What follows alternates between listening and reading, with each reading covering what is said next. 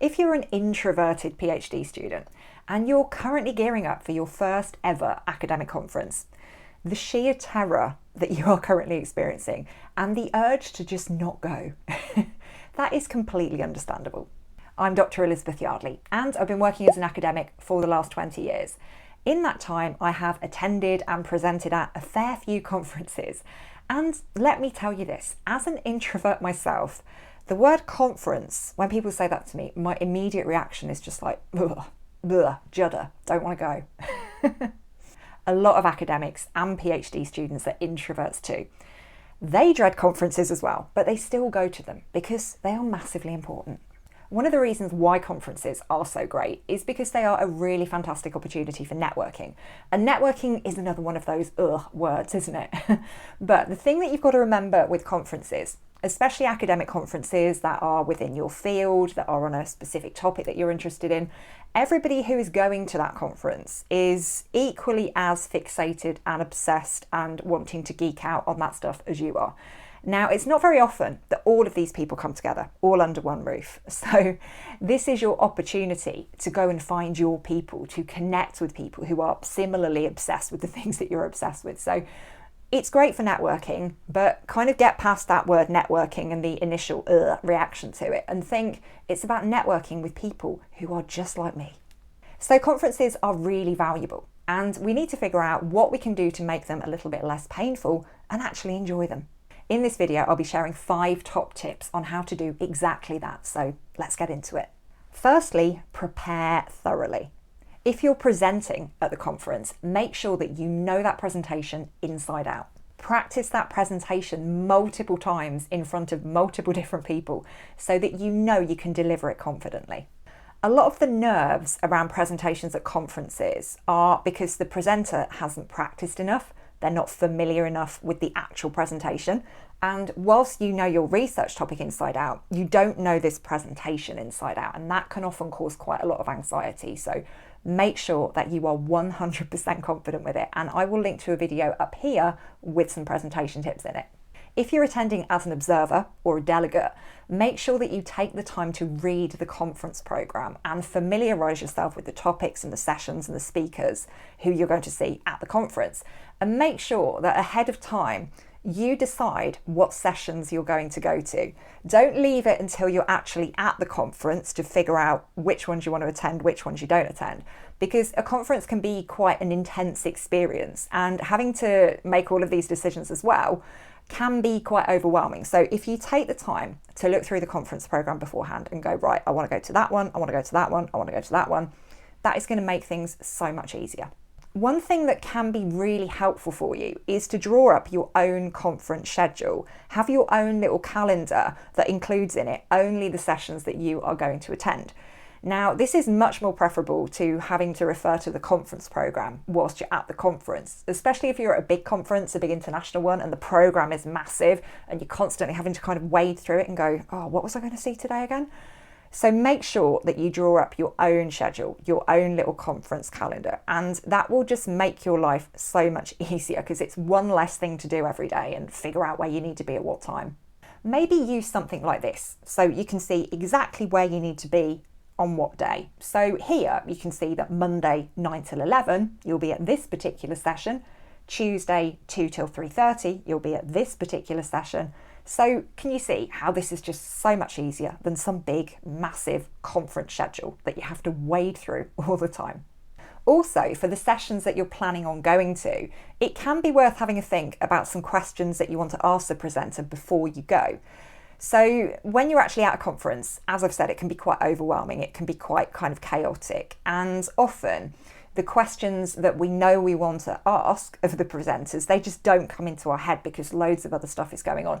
So if there is a particular session that relates very specifically to your research and you're really keen to ask some questions in that session, why not make a note of them beforehand? If you're going to the conference on your own, then ask around at your own university beforehand. Find people who've been to this conference before and ask them what it was like. If you're on social media, you might also want to post out before you go to the conference and say something along the lines of, I'm really looking forward to going to this conference next week. Is anyone else going? Maybe start to follow some of the people whose presentations you're going to attend if you don't follow them already. Send them a comment or a direct message saying that you're really looking forward to their session. This is a really good way of easing your own anxiety because you're making connections with people at the conference before the conference has even started. Then when you get to the conference, you can go and talk to those people and you can say, hey, we connected on X or LinkedIn a few weeks ago. Secondly, make sure that you actually talk to people when you're there. As I said at the start, conferences are fantastic opportunities for networking, and the people that you're going to meet at academic conferences are people who are similarly as geeky and as fixated and as obsessed as you are about a particular topic or a particular issue. So this is a great opportunity to connect with those people and make some links with them that can last for many years and even decades.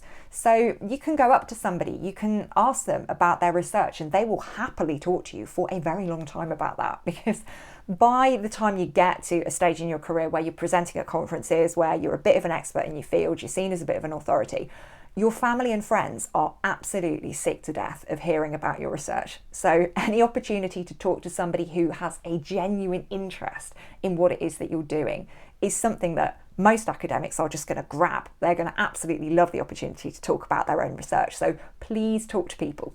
If you let people know that their research really matters by being genuinely interested in it and asking questions about it, you are going to make some fantastic new friends, and you're going to spark some potential links and collaborations that you can then build upon in the future in terms of writing books or applying for funding or doing all kinds of lovely things like that. Figure out what you want to know about the people who are going to be at the conference and the things you want to know about their research, and maybe come up with a list of questions like these.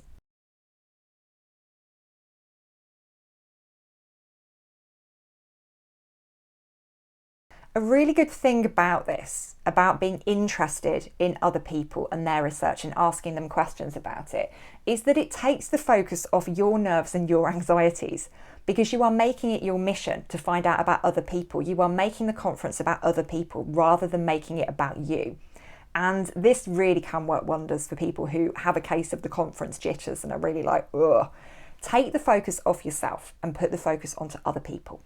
You will be amazed at how much better this makes you feel. My third tip is to take breaks. Conferences can be massively overwhelming and overstimulating, especially for people who are a bit introverted. So you need to make sure that you are scheduling in some breaks so that you can rest and reflect and recharge and just generally process everything you're taking in. I'd say that this is particularly the case after your presentation. So if you're presenting at the conference, you will find that the process, get your words out, Elizabeth, you will find that the process of presenting can be quite draining, can be quite exhausting. And if you are an introvert whose energy kind of goes down after you've been surrounded by a lot of people for a considerable amount of time, you will need to go and just recharge for a bit. So it's perfectly fine after your presentation, after you've presented, after you've done the Q&A, to just go and take some time to yourself. And if anybody wants to catch up with you immediately after your presentation, you can say, I'm just going to go and take half an hour, but shall I meet you later? You know, do you fancy a coffee over there at like 2 o'clock? That's perfectly fine. So feel free to do stuff like that. Earlier on, I was talking about the importance of getting a conference planner or a scheduler with all of your sessions marked in there, the ones that you're going to attend. It's really important that as well as sessions in that planner, you schedule in rest time, you schedule in breaks. So make sure that you don't pack out that conference planner too heavily so you've just got session after session after session, because you are going to burn out very quickly if you do the conference like that. You'll be absolutely exhausted. So you need to actually schedule in some break time. Now, in terms of what you do in that break time, it is entirely up to you. And it also depends on what kind of conference you're going to. So, for example, if you are going to a conference that is at a hotel, that's where the conference is based and that's where you're staying, it is perfectly fine to go back to your room and have a little nap. Just take 20 minutes, 30 minutes to just have some quiet time and recharge your body. That's perfectly fine.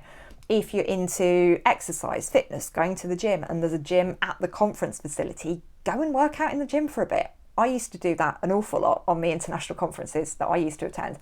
And I found that getting away from that quite intense environment of the conference sessions was something that was so important to me in terms of just re-energizing myself. So go to your room, go to the gym, go for a swim, go and watch TV, do whatever it is that you need to do. If you're going to a conference and you're just going to be there for the day, but you know that you're going to need a little bit of rest and relaxation time, do a bit of research ahead of going and find out whether there are any nice coffee shops close to the conference venue, or whether there's a lovely park that you can go and sit in for half an hour.